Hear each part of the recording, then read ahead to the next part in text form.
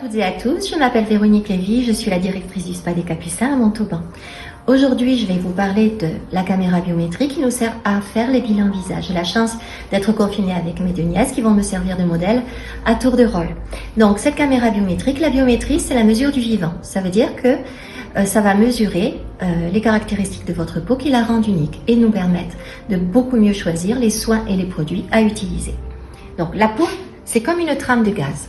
En règle générale, pour vous la montrer, je vais vous la montrer à l'intérieur du bras parce que là, elle ne voit pas le soleil. Donc, elle ne s'abîme beaucoup moins que les autres parties du corps. Donc, c'est une trame qui va être régulière.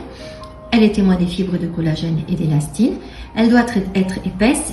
Là, elle est un petit peu fine, ce qui veut dire que la peau manque d'hydratation. Donc, Anna devrait se doucher avec un gel qui va respecter le film hydrolipidique de la peau et mettre un produit après qui va être nourrissant et hydratant.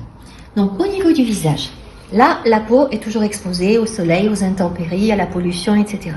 Donc, on va voir ce qu'il en est. On a une trame qui reste régulière. Anna a 21 ans, donc jeune.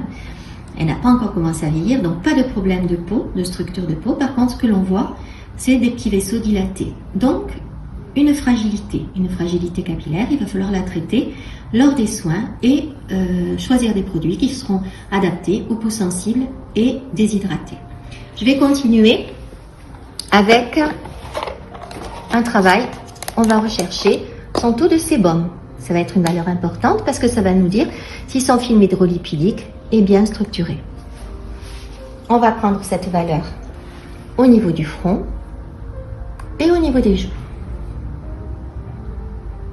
Donc un taux moyen, c'est à peu près de combien? Donc entre 3, à peu près 2 et 3, ça sera un taux moyen. Voilà, là on est à 0. Donc vraiment, pas de sébum. On va faire la même chose au niveau de la joue. Donc on sait qu'il va falloir aussi la nourrir, sa peau. Donc l'hydrater, donner de l'eau et donner aussi de la nutrition.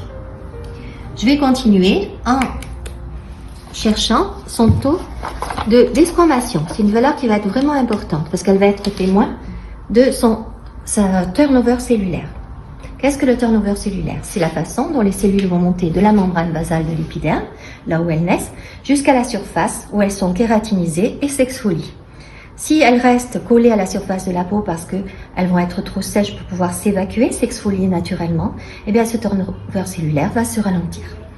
Donc très souvent, pour bien traiter sa peau, qu'est-ce qu'il faudra faire? Un bon exfoliant ou un exfoliant ou un produit qui va exfolier la peau physiologiquement jour après jour, comme par exemple un baume léger aux acides de fruits. Donc vous voyez que déjà, on voit comment il faut traiter la peau du visage de Anna.